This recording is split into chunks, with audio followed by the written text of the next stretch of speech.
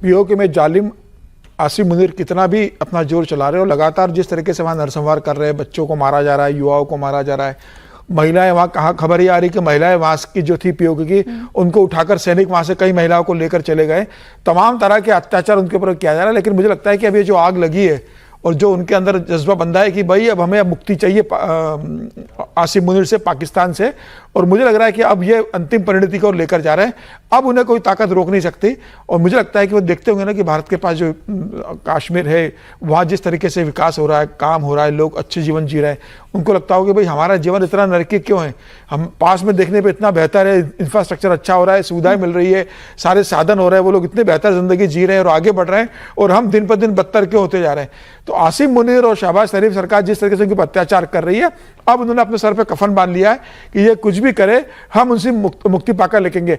अब वो भले उनके पास दूध न दे, आटा न भेजे, चावल ना भेजे, तमाम तरह के सैनिक वहां पर प्रतिबंध लगवा दो आप उनको, लेकिन अब वो सड़कों पर उतर आए और मुझे लग रहा है ये लड़ाई लंबी चलेगी, लेकिन जीत उनकी होने वाली है। और ये तय है कि अब वो आजादी की लड़ाई लड़ रहे हैं और वो आजाद होकर रहेगा। वो जीत की तारीख कब होगी और आसिम मुनीर की हार कब होगी, ये तो पीओके में जो इस वक्त ये जंग लड़ रहे हैं वहीं के वासी ही बता पाएंगे। लेकिन पाकिस्तान सरकार के खिलाफ गुस्सा केवल पाकिस्तान ऑक्यूपाइड कश्मीर में ही नहीं है, बलूचिस्तान में भी लोगों ने अपना गुस्सा दिखाया है। बलूचिस्तान के चर्चित एक्टिविस्ट महरंग बलोच को उम्र कैद की सजा के बाद लोग सड़क पर हैं और महरंग बलोच पर दिए गए फैसले का लोग विरोध कर रहे हैं। ग्वादर में 2024 की एक रैली के दौरान सिक्योरिटी ऑफिसर की मौत के मामले में महरंग बलोच को उम्र कैद की सजा सुनाई गई है। यह फैसला उस समय आया जब महरंग बलोच हिरासत में लिए गए दूसरे बीवाईसी नेताओं और उनके वकीलों ने जब कोर्ट की कार्रवाई का बॉयकॉट किया था। बताया जा रहा है कि पेशे से डॉक्टर हैं महरंग बलोच, बलूचिस्तान के लोगों के अधिकारों के लिए लंबे समय से लड़ाई लड़ रही हैं, पाकिस्तान सरकार के खिलाफ खुलकर बोलती हैं। महरंग बलोच ने अपने प्रांत में लोगों को जबरन गायब करने के फैसले के खिलाफ भी लगातार आवाज उठाई है। महरंग बलोच की गिरफ्तारी, दरअसल पाकिस्तान की सरकार हो या फिर वहां की फौज, जो दोनों ही एक ही सिक्के के दो पहलू हैं। ना बलूचिस्तान संभल रहा उनसे, ना पाकिस्तान ऑक्यूपाइड कश्मीर संभल रहा, ना खैबर पख्तूनख्वा संभल रहा। देखिए, महरंग बलोच वो व्यक्ति हैं जो बलूचिस्तान के अंदर पाकिस्तानी आर्मी का जो आतंक है उसके खिलाफ वो लड़ाई कर रहे थे और बलूचों को इकट्ठा कर रहे थे। चूँकि वो पेशे से डॉक्टर थे इसलिए उनकी बहुत प्रतिष्ठा भी थी और उनका मानना था कि ये फोर्सफुल ऑक्यूपेशन हमारा किया गया है। जैसे 1947 के बाद जो है वो कोई ऑटोमेटिक उनका हिस्सा नहीं बन गया था, उस हिस्से को उन्होंने अपने पास कब्जा किया था।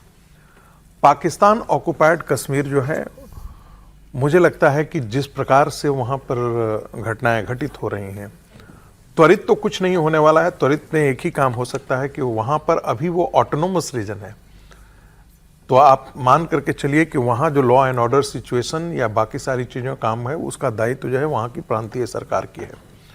वहाँ करेंसी, कम्युनिकेशन, विदेश नीति और डिफेंस, ये सब चीज़ें जो है वो पाकिस्तान की सरकार करती है। तो क्या आने वाले दिनों में उसको फुल्ली इंटीग्रेट करने की वो कोशिश करेगी क्या पाकिस्तान की सरकार? और उसके लिए दमन वहाँ पर बहुत ज़रूरी हो जाएगा कि जो लोग अभी सड़क पर प्रोटेस्ट कर रहे हैं उनका दमन करके, और उस दमन के विरोध यदि वो दमन और बढ़ता है तो मुझे लगता है चिंगारी और बढ़ेगी आने वाले दिनों में। बलूचिस्तान के साथ एक ही चीज अभी लग रहा है, जो कल मैंने कहा था कि बलूचिस्तान के जो आंदोलन थे उसको समर्थन ईरान का भी था, टैक्टिकल समर्थन ईरान का था। और हम मान करके चलते थे कि एक समय कहीं ऐसा आएगा कि भारत की सेना जो है ऑपरेट करती है या भारत बलूचिस्तान मूवमेंट को खुल करके समर्थन में आ जाता है, तो क्या उस समय ईरान भी खुल करके आ जाती, क्योंकि वहां के बहुत लोग मानते हैं कि उसके हिस्से जो हैं वो ईरान के हिस्से होने चाहिए थे। अब जब रिश्ते उनके आपस में बढ़ रहे हैं तो क्या बलूचों के मूवमेंट को उतना पहले जैसा ईरान समर्थन करेगा या नहीं करेगा, ये आने वाले दिनों में देखने को दो बातें हैं जो अभी पीओके और विजय जी बलूचिस्तान के संदर्भ में भी कही गई। हम महरंग बलोच की बार बार इसलिए बात करना जरूरी है, बलूचिस्तान की शेरनी के तौर पर इन्हें पुकारा जाता है। पाकिस्तान का टुकड़ा टुकड़ा होना, ये भारत हमेशा से यहाँ पे एक डायलॉग और डिस्कशन रहा है। हो सकता है, नहीं हो सकता है, मैं इस पे थोड़ा और विश्लेषण बड़ा करना चाह रही हूँ। देखिए, मेहरंग बलोच ह्यूमन राइट एक्टिविस्ट हैं, जी। तो वो अपनी लड़ाई वहाँ पर चल रही है उनकी, वो लगातार लड़ रहे, कोई नई बात उसमें नहीं हुई है। लेकिन बलोच के साथ जो एक बात इंपॉर्टेंट हुई, जो प्रोफेसर साहब ने कही, एक तो उसको समझना चाहिए कि ईरान उसमें सपोर्ट कर रहा था, लेकिन ईरान और अभी जो अमेरिका ईरान के बीच डायलॉग है उसमें पाकिस्तान के मुझे नहीं लगता कि ईरान इस समय इस मसले पर पाकिस्तान के खिलाफ कुछ काम करेगा, तो वो बलूच के साथ खड़ा दिखने की कोशिश तो कम से कम नहीं करेगा। दूसरी तरफ आपने मतलब अभी आपने इसका जिक्र किया, एक वो भी देखिए जो अफगान जो लोग हैं, तालिबानी जो लोग पाकिस्तान को पूरे के पूरे उस बॉर्डर को क्रॉस करके डूरन लाइन के, वहाँ पर भी एक बड़ा विवाद और आंदोलन लगातार चल रहा है। पीओके को लेकर एक बात समझने की ज़रूरत है कि पीओके को दरअसल न तो पीओके के लोग उसको अपना पाकिस्तान के साथ जोड़कर देखते हैं और न पाकिस्तान के लोग अपने साथ जोड़कर देते हैं। पाकिस्तान को जब आतंकवादियों को भारत के खिलाफ तैयार करना हो, आतंकवादी अड्डे बनाने हों, ये सारे काम करने हो, उसके लिए पीओके का इस्तेमाल, हाँ, इसके लिए इस्तेमाल होता है। बाकी कोई उनका इंटरेस्ट नहीं है वो कितना काम कर रहा है।